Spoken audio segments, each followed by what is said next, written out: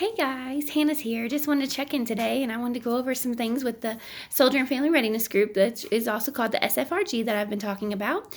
We are for the 743rd Military Intelligence Battalion stationed here at Buckley Air Force Base. So it's pretty much a huge handful of some of the Army soldiers that are stationed here. Today I'm going to talk to you about the diversity factors, communication, decision making, conflict management, leadership, and then a few things to help us move forward with in our group today. So with that, I'm going to start off with the diversity factors and how each person can help us grow. With our SFRG, we have a large amount of, we have several leaders. There's about 6 to 8 of us. And with us being brand new and building from the ground up, I am super excited about that number. And I know it's only going to grow, but we got to start somewhere. So I am so ecstatic about that. But with that, we have different levels of our volunteers that we have. We have people that are brand new like myself, who this is my first duty station. I have never been involved in an SFRG before, and I am so ecstatic and enthusiastic about it. And that's something that we really need to help us become a better group, is the enthusiasm and the excitement that some people have right now in our group. And it needs to stay that way, or else things can, like, the fire will go out and it'll not be as great. And that's something that we really need to work on together as a team. And then we have people who are so seasoned in the SFRG that they have been like in one of our top lady that we use, she has been involved in the SFRG for years, and we go through her because she has so many great ideas, but then filtering our new ideas in through her helps us as well.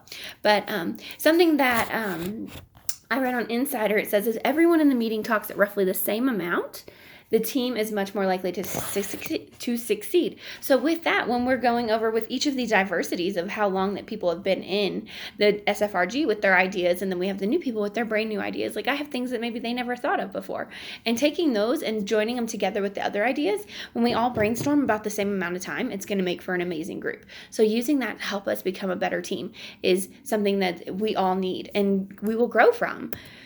After that, we have communication. And with communication being in the SFRG, is our main things are our meetings. And we hold 3 meetings a week. Or I'm so sorry, 3 meetings a month.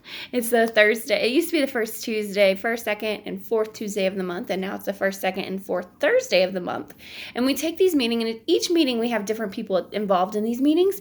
The leaders are involved in every single meeting of the month. And we just learn and brainstorm from them and take those and move forward. So with that, we have like the first meeting of the month is all leaders. We have the key spouse leaders, and we take all these people, and that's when we brainstorm and try to decide like what is best for our SFRG. Like, what do we want for our families? What do we want for our events to happen?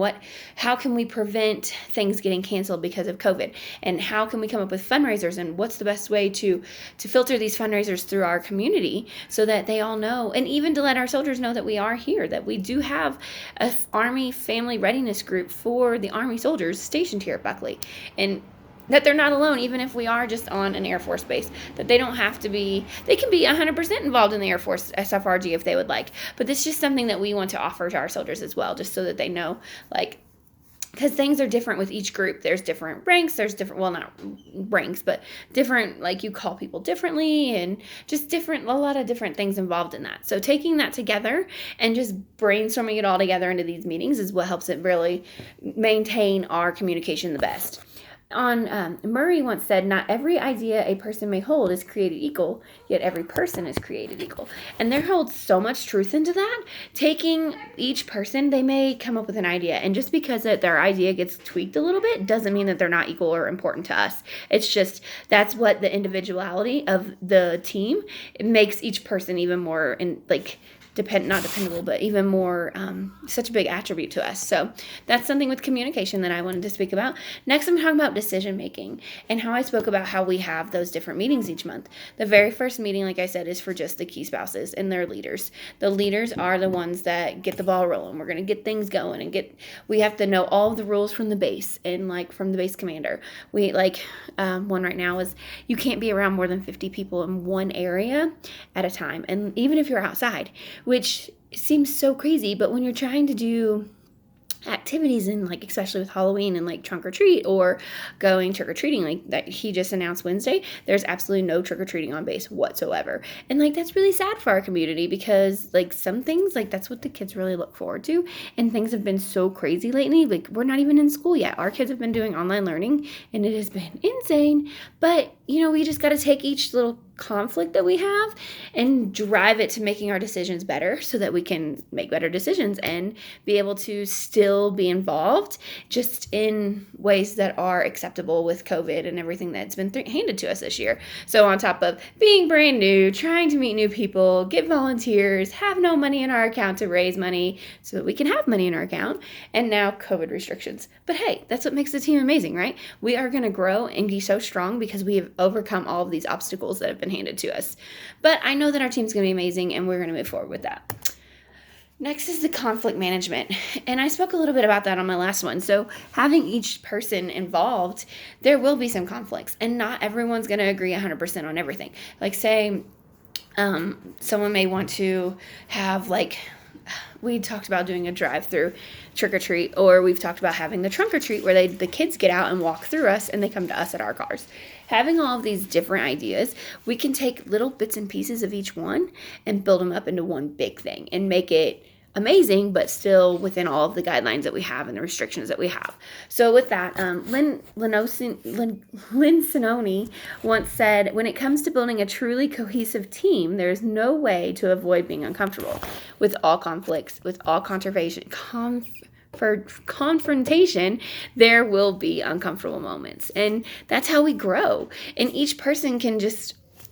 It will be uncomfortable, but as we grow with these and we get more comfortable within knowing our knowing our leaders more, it won't hopefully be as big of an uncomfortable moment. So taking all of those and the participation from each person will really help us to grow and become what we really need to be for our families and the soldiers that are here, and for our time while we are here. Next is leadership, and I've talked about the leadership several times and how I think we're going to be one of the strongest leaderships for the SFRG that the Army has. We have so many obstacles with being brand new, and we all have the common goal of we all have the same interests and common goals, and a few of those are getting our soldiers and their families involved, and letting them know that, encouraging them to come and be a part of it, and getting volunteers, and even the more volunteers we have, the more fun we can have for our children and our families, and getting the activities that we want and what they want to be involved in, how, what do they want to see? What do they want us to do for them? Do they want us all to have this big Thanksgiving dinner for them so that they don't have to worry about, oh, well, I don't have any family here, I have no friends, and I want to have Thanksgiving dinner? So our goal is to help bring all these people in this unit. There's no way I can have 400 people at my house for Thanksgiving, but I do plan on having some and inviting some of the single soldiers. And we have a new soldier that just moved in. He got here yesterday, and he and his wife are 100% invited to my house for Thanksgiving this year, because he doesn't know anyone, and they literally have 1 month to get included and involved. And it's not easy, because when I moved here, I knew no one. I didn't know, this was my first base, so I was literally in left field and had no idea what to expect. And I want to be there for somebody else that doesn't know what's going on yet. On top of that, we have, we want to be support for all of our soldiers. Every leader has goals of what they want and what type of support we can do. There's a couple that when they moved here, they didn't know anyone. Their sponsor, they'd asked to come help them move a couch, and their sponsor told them no. Well, when you know nobody on base and your sponsor tells you no, what do? You push that couch all by yourself, and it doesn't need to be like that. We're all in this together, and I want to help them. So that is something that is really big in my heart, is helping soldiers so that they don't have to move a couch by themselves, if that's what it takes. With that, Nelson and Quick once read, or posted in our book that we just read, was leaders and organizations should appreciate the unique attributes and predispositions and talents of each leader. And there is so much truth in that, because each person has their own 2 cents that they put in, and that'll help us. Looking forward, and what I have to help us become a better group is getting more volunteers and having them help. We've had one leader that hasn't made it to one meeting yet. And I know switching it to Thursdays, I'm praying that that's what's going to help her become more involved with us. And I really hope that, I know she can be amazing to help us. And then finalizing our decisions, more decisions on the first meeting of the month. That's where we make all of our decisions. And if they're not forcing us to decide yes or no, then we can't move forward to telling it to the battalion commander. And that's really a big deal. So after that, and then accomplishing getting our families involved. And that is just getting our name out there and letting them know that we are here. And I know that everyone wants to do this in my group, and we are going to rock it. It's just going to take a little bit of time. So I look forward to working with you guys, and thanks so much. You have a great day. Bye.